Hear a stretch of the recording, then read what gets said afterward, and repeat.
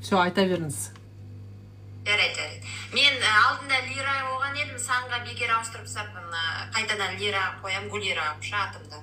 Мен осымен 3-ші марафонды өткізіп бітірдім. Менде сол порча болған.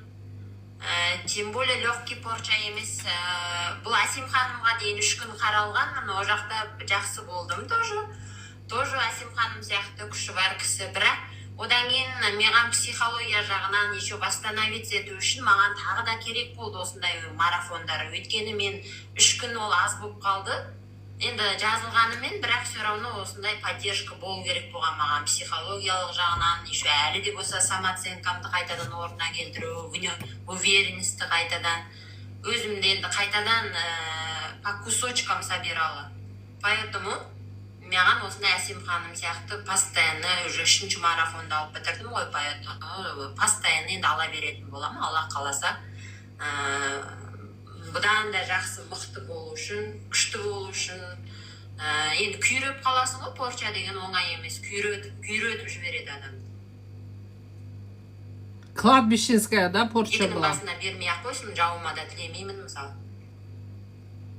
Иә. Жауыма да тілемеймін, енді солай болу керек болды ма, білмеймін. Аталарымның арқасында қалдым. Аталарым осы Асим ханымға алып келді. Арасында осылай болып тұр. Бүгін енді айтайын дегенім, сеніңіздер марафонға, үнінен ақшасына қарамаңыздар. Бұрын мен өзімнен аяп, үнінен кейде бар болып тұрса дейлі табалатын болсам да жоқ деп бұндай нәрселерге сенбейтінмін. Бірақ соңында қаншама жылымды я потеряла, қаншама уақытымды, қаншама жыл кетті, қаншама сил кетті. Соңында вообще кәдімгі тірі өлік болып қалған кезде бәрібір де қаралдым, бірақ өзіңіз ойлаңыз, лучше ақшасын төлеп қаралғаным, емделгенім дұрыс пе еді, или соншама жыл елге жынды көрініп жүргенім дұрыс пе еді. И так-то уже 15 жылдан арыса мен жынды көрініп жүрдім ғой елдерге, мысалы, что-то ана жынды ма деген сияқты айтқан кездерде болған.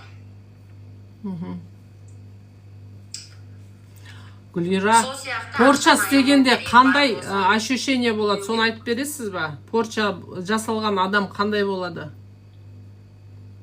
Басың істемей тұрады, тірі өліксің ғой, не әппақ қудай болып, жаңа не қан жүрмейді денеңде, басың істемей тұрады, құр жаталақ жей бересің, дұрыс тамағыңды ішпейсің, жасап ішпейсің, как будто біреу әкеп сені аспаннан әкеп бере қоятындай бәрін жатасың, не ақша таба алмайсың, не жұмысқа кіре алмайсың.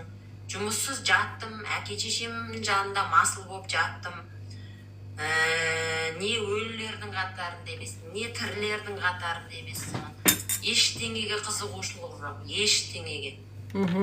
Вообще, просто тірі өліксің ғой. Не ішкен ана тектай тамағыңнан удовольствие аламайсың. Не жейтініңді өзің білмейсің, не қалайтыныңды өзің білмейсің. Біреумен сөйлесе қалсаң, бәрі сенен айтыр теріс айналады, не сөйлесе алмайсың. Сондай болады да, адекват жоқ болады, адекватный болады.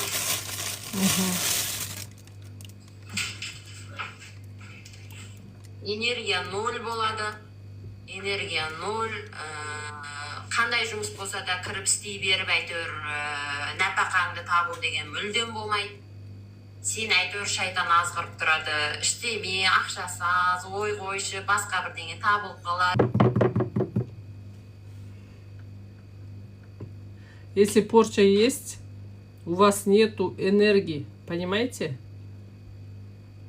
У вас нету энергии, депрессивное состояние, вы постоянно ленитесь что-то делать, деньги не идут.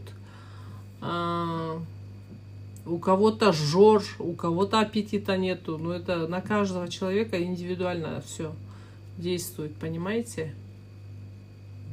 Жол жабық деген сөз. Нету удачи, нету красок в жизни, нету здоровья, нету сна.